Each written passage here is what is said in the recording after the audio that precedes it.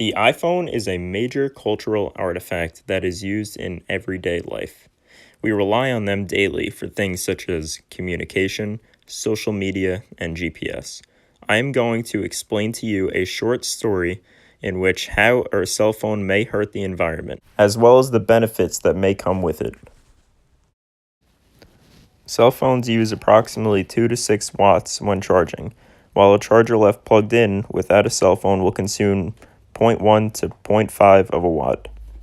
A smartphone with a 1440 mAh battery will require 2,000 watt-hours of energy per year.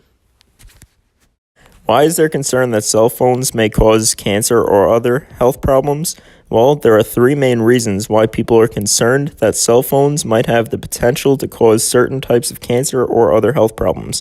Number one, cell phones emit radio frequency energy, a form of non-ionizing radiation from their antennas. Globally, the number of cell phone subscriptions is estimated by the International Telecommunications Union to be about 5 billion subscriptions. Over time, there have been improvements in the cell phone technology and have resulted in devices that have lower power outputs than earlier models. Right now, the recycling rate in the US for cell phones is only 10%. If we recycled the 130 million or so cell phones we throw away every year, we would save enough energy to power over 24,000 homes. So whether you own an old cell phone or the next time you purchase one of those new Windows cell phones, look around for the recycling options. As stationary and perennial living organisms, trees are well suited for studying the question as to whether radio frequency emissions from phone masts may cause damage in plants. In urban areas, it is not uncommon that trees are located within the exposure area of different phone masts from multiple directions.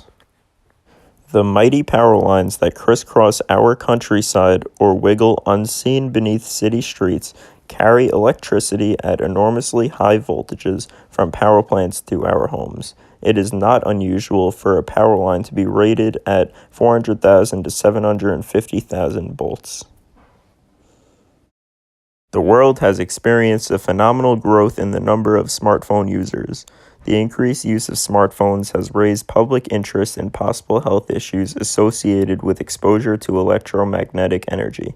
People are concerned about exposure from smartphone handsets and cell tower base stations. Most of us get a new cell phone every 18 months or so. For those essential new features or the hip new style, some old phones get stuffed in junk drawers. Others go straight into the garbage. Either way, some 500 million cell phones are ready for the trash. That adds up to a lot of hazardous waste about to go to landfills and from there into our environment. Old phones tossed in the garbage go to the landfill. From there, lead from coatings and batteries can wash into the soil, water, and air. Older phones have certain batteries that contain nickel and cadmium. Cadmium can cause cancer and damage to our lungs and livers. They'll join the lead in the ground and water and eventually us. Most power plants produce greenhouse gases. Electricity generation is one of the leading sources of greenhouse gas emissions in the United States. Power plants that burn fossil fuels or materials made from fossil fuels and some geothermal power plants are the sources of nearly 40% of total U.S. energy-related CO2. There are many pros and cons of wind energy. Wind energy is a green energy source that does not cause pollution. The potential of wind power is enormous, 20 times more than what the entire human population needs. Wind power is renewable and there is no way we can run out of it since wind energy originates from the sun. Wind turbines are incredibly space efficient. The largest of them generate enough electricity to power 600 U.S. homes. Wind power only accounts for about 2.5% of the total worldwide electricity production, but is growing at a promising rate of 25% per year. On the other hand, wind is a fluctuating source of energy that is not suited to meet the base load energy demand unless some of the energy storage is utilized. The manufacturing and installation of wind turbines requires heavy upfront investments, both in commercial and residential applications. Wind turbines can be a threat to wildlife. Noise is regularly reported as a problem by neighboring homes. how wind turbines look is a legitimate concern for some people. The advantage of solar energy is that it is a sustainable alternative to fossil fuels. While fossil fuels have an expiration date that may be fast approaching, the sun is likely to be around for at least another few billion years. Additionally, 73,000 terawatts of solar energy shine down on the Earth's surface every day, which is 10,000 times the daily global energy use. One environmental downside of solar technology is that it contains many of the same hazardous materials as electronics.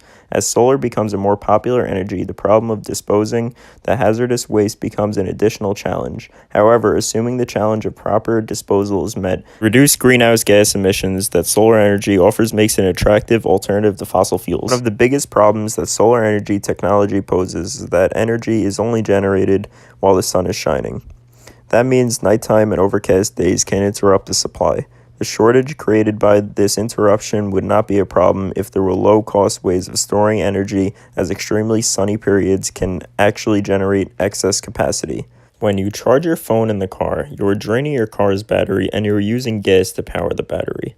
Batteries are not good for the environment because they contain chemicals that can leak into the Earth's surface and then can harm people as well. Just by keeping your car on to charge your phone, vehicle emissions can affect the environment in several ways. Cars emit greenhouse gases such as carbon dioxide, which contribute to global warming. Some air pollutants and particulate matters from cars can be deposited on soil and surface waters where they enter the food chain.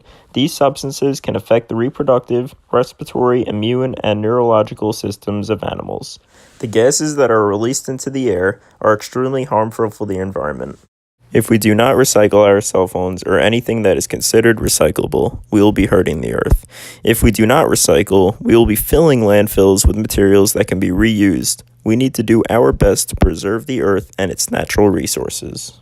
In conclusion, the cell phone impacts the environment in more than just a positive way.